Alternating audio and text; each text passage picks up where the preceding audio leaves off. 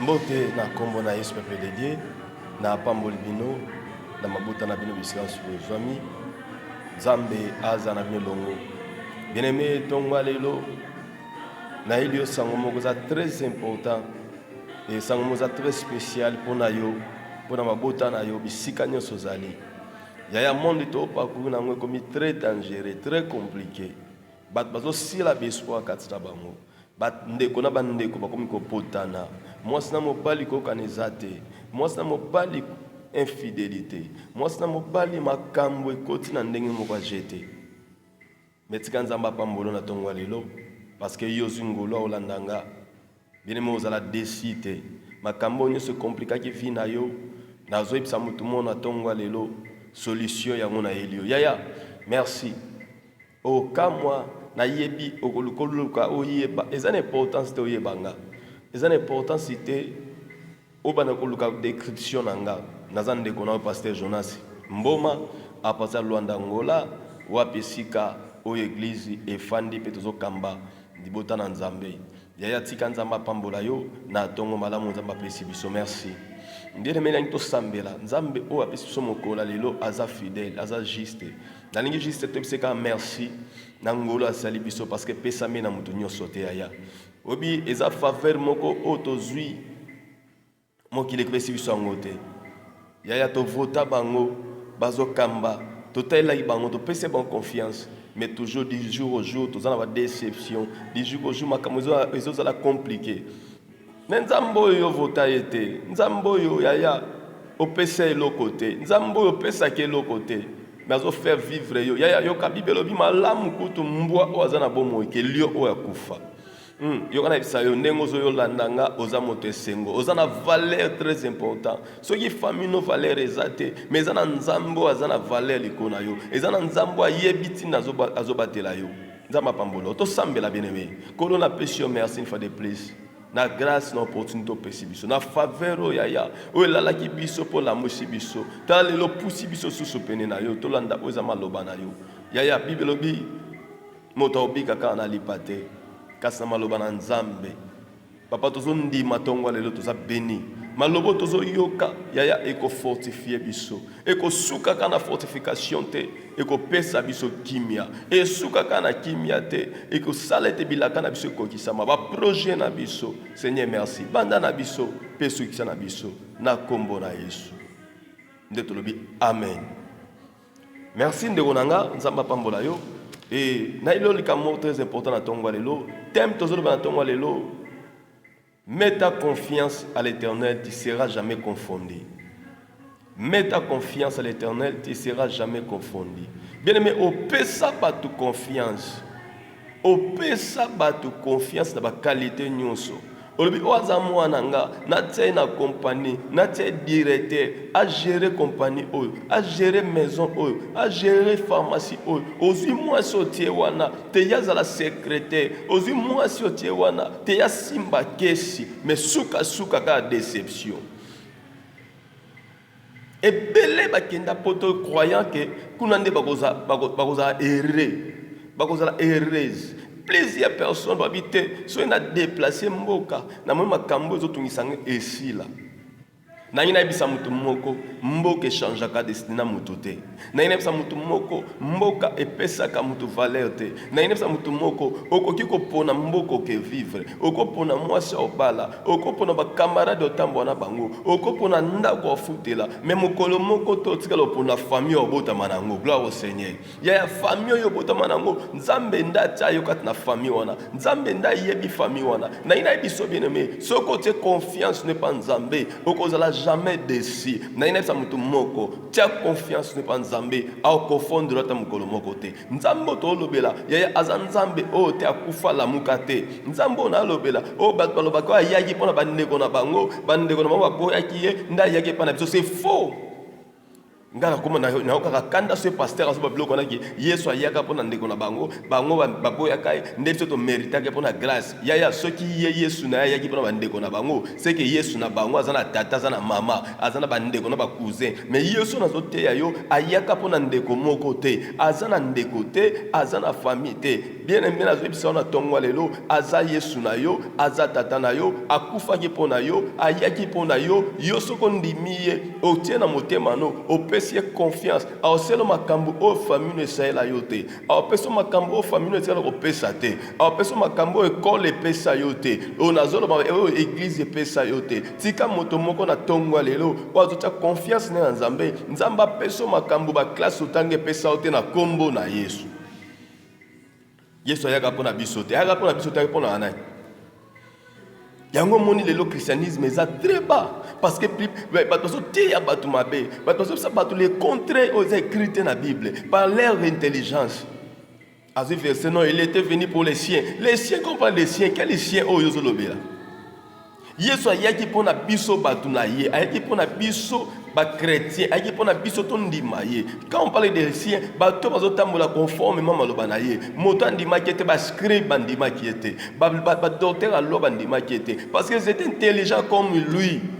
Mais le coup là-bas, dis-moi qui était fois qui était pas la biso, bateau tous les bazoba, bateau tous les comprendre te, bateau yo ba négligent, bateau ba docteur ba si ça malade na bangote, bateau ba famille ba ko sunda biso na porte hôpital comme piscine à Bethesda. Ne yeso iko luka biso, mais yaki na makambo za pour intelligence, o motu ki liko ko comprendre te. Il croyait que les scribes ba ko comprendre ba comprendre qui était, les docteurs de loi ba ko comprendre ba comprendre qui était. Yeso a quitté pas na biso ba insensé, a quitté pas na biso ba D6 te comprendre ye a comme na biso ensemble mais il y a des pasteurs au baso biso qui sont capable na yote yoze pour na faveur yoze na grâce ye pour le dire amen c'est que yozo sala para les sous madame na evate ce que yi pour na yote c'est que yo na yebite na na sala yo.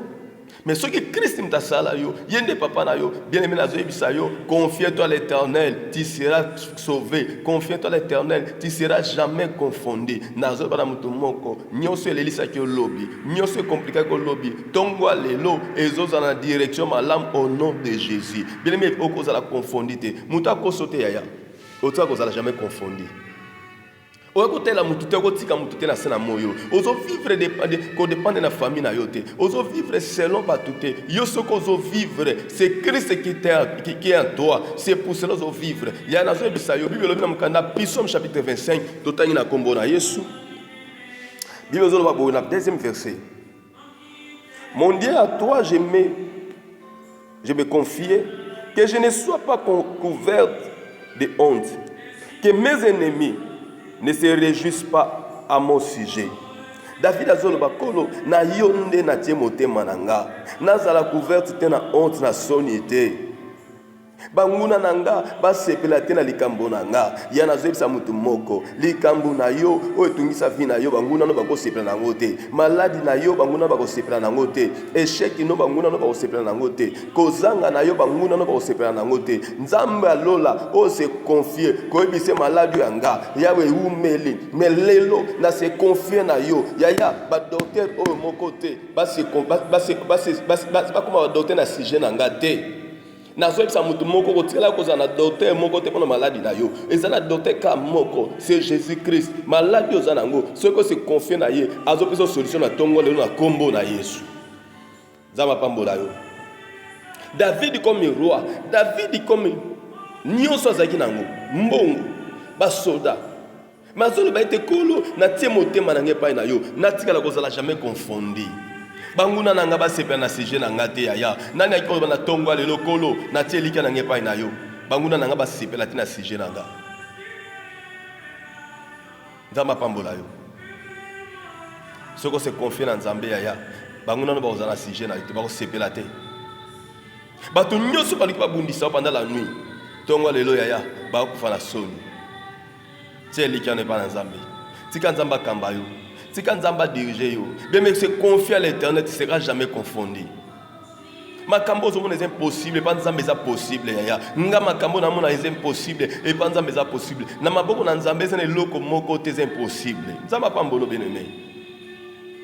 Moi, ça perd sa sang il y a 12 ans. Mais pendant 12 ans, cette femme, elle est victime, il a perdu sa sang. Et maintenant, il faut seulement se côté, au gloire au Seigneur. Dans une épisode du Kamoko. Moi, si nous sommes dans la période, il y a des gens qui ont semence katinaye. Mais moi, quand je parle de semence katinaye, moi, ça n'a pas de période na été. Moi, si yo, ane quand je parle nini, ou quand je semence katinanga. Et moi, quand je parle de Christ, ça zole kana. Abi moi, je parle de semence ne ratakate. Moi, je parle de et tout a écota une flamme yaya yo kana bisa yo tango Christ moi sur le bité ngai fona simba mobali yo ngai fona simba ye yango monda ngisa moi simoko bolingo nyose za kana lengi soki obandika mobali mais soki yo zozala osela mobali banda yo ezaka na lengi te yaya yo kana bisa yo moi sur le bité fonga na banda ko caresser na no Jésus ngai fona kota na ne pas Yesu afin ye ata semence katinanga makila o katana ba règle o katana bible bitonga simbi Christ a senti loko katina ebi.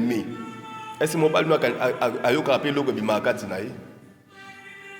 Est-ce que tant yo simba mon bal na yo? Est-ce que le baga chéri na sentir vraiment? On nzama pambo la moi simoka maeli. Magam na lo ba mutu mo azo comprendre nga. Moi si appelle ta sang, a ta confiance na minganga, a ta confiance na mon bal a décevoir ye. Mais le bité, ezana mon bal moko, on a tikali na ye. Na pese confiance na nga. Tant on appelle ça Yesu confiance. Asimbi Christ ni lamba Bible dit eloko moko bimaki kata Christ c'est moi c'est bimaki et côté na moi sur et tant comme la date na période qu'est-ce que mon la période était parce que c'est moi c'est des aikati na ye na zo ebisa mutu mo na tongwa lelo véritable semence c'est sa parole malobo zo yo kana tongwa lelo tike côté kata hémorragie ya problème na vie na yo et côté na kati na kata hémorragie ya maladie et kata hémorragie ya pauvreté et kata hémorragie ya négligence et kata hémorragie nyonso oza kobunisa vie na yo na kombo na Yesu. Bien aimé, se confier dans Nzambe. Zota ya ko se confier dans Nzambe za la décider. Azawa na pona yo. Moi ça se confier dans Nzambe. Famille comme ko luka ko zongela yi. O na zo sa mutu mona tongwa lelo. Soki Yesu akosala miracle te na vie na yo na moto muso akosala zate. Bien aimé na vie na yo, les seules confiance oyo pesa na mibali. O aza chéri nanga, yende chouchou nanga, yende bébé nanga, o benge na bakombo nyoso. Lobi nango kanga na mwasi. Kandenga bimi wana, lobi nango kufute na mwasi. O lambele mikila, yalinga olia dongo mingi. Bien aimé boman zoto c'est bien. Muto azaka mutu yaya. Na pekso to linga mutu te. Na pekso te opesa mos no confiance te. Mais linga confiance no mingi, eza la basée pa na Yesu. Ce confiance no ezaka na Yesu yaya, a osela makambo motema na yo e kanisa te. Aloba pongi selso makambo nanu biso to mona te. Alléluia. Makambo no kanisa te. Moninga malamu ezaka Yesu. Oya boya biso to za baninga na to za basali na ye. Abina komisi bino baninga na nga. Bien aimé, est-ce que vous pouvez confiance na yo te? David azoloba banguna na nga ba sepela na sujet na nga te yaya. Yo comment kotika vie na yo banguna ba sepela na sujet na ya likambo na yo. Douleur na yo banguna ba comment sepela na ngo. Parce na banguna ba comment sepela na ngo. Parce que yo hôtel ande batu. Okena koluka conseil n'est pas batu. Likambo na yo yaya, yo fanisa ande ba famille. Tango yo fanisa bango ba katende place ozo dévoiler secret vie na yo. Ya kobota na yo za na buku Nzambe. Nazo biso kobota na yo za na buku Nzambe za na famille te. Musala na za na buku Nzambe za na buku famille te. Nino tumisaka vie na yo oyo ko tsa Nzambe te. Est-ce que David azangaki armement? Est-ce que David azangaki ba soldat? Est-ce que David azangaki mbongo? Mais tant que ba j'ai même ma confiance à toi. Na kotika ngati na za la confondité. Bien mettons ngwa lelo na inepsa mtu moko. Tika Nzamba sere bolamu. Pesa Nzambe nyoso ya yo. Yepsa Nzambe nyoso yetu mtsafi na yo. Bilime atika mokolo moto ko décevoir yo. Ngai na décevoir yo un jour. Yo décevoir nga un jour. Mais Nzambo sotaleli. Eza na seconde té atika ko décevoir yo. Quel que soit mon moment ce qu'on passé, nazo yebiso quel que soit mon moment ce qu'on passé, Nzambo atika jamais ko défendre ko fondre yo. Ako permettre kate banguna na yo ba zana kati na vie na yo ba yoka esengo ya douleur na yo. Zama pambolo binebe. Et sa confiance no Nzambe. Kota la ndenge mo kezo kendete. Kota la maladie ya coronavirus te. Na maladie ou pas, si on peut confiance pas na yo, Bible lobi, ils vous feront la guerre, bien-aimé. au commissango récitation mais ça makambo za réel ba ko salo bitumba me ba olonga yote parce que yo confiance na yo c'est pas nzambe ozobi mana tongo ke teka tia confiance c'est pas nzambe au moni 15 rebeti na note kite tia confiance c'est pas nzambe ako décevoir yote oko zonga na sengo ya yoza Jida Jacob azoloba mon fils Jida oko tikala ko kendete na chasse zonga maboko pamba bandeko na yo bako vivre en honneur na yo nazo ba mutu mona tongwa lelo ndengo bimi na tongwa lelo yaya okozonga maboko pamba te obimi maboko pamba okozonga pamba te nazo yebisa mutu moko ndengo zolandanga esiko za yaya nano zo loko te ma cause ya message ozoyoka nazo yebisa se confier seulement à l'Éternel okozala confondi te nzamba pambola yo. Merci. Troisième verset lobi, tous ceux qui espèrent en toi ne seront point confondus. Yes. Ceux-là seront confondus qui sont infidèles sans cause. Zama pambola. Bato nyonso oyo ba esperaka na yo nzambe. Ba kotikala ko za confondus te. Mais ba oyo batambolaka na yo te nde ba ozala confondus. Bien mais yo ozala confondus parce que otambola na nzambe te. Ozala confondus parce que ozo se confier na nzambe te. Zama pambola ya. Ozo la confondu parce que vie na yo otiangwe pa nzambe to zotela bato yaya nazo ebisa yo confier à l'Éternel mukanda okozwa confier à l'Éternel libala no za la réaliser confier à l'Éternel musala wana okozwa ngo confier à l'Éternel oza nango projet pour ça le kosala c'est confier seulement à l'Éternel bien-aimé nzama pambola yaya nzama pambola yo. Jean 14, 14, il dit que votre cœur ne se trouble point. Mitema na bino tungisa mate. Bondi melangai Yesu. Na kufa po na bino bondi melangai. Nzama pambola yo.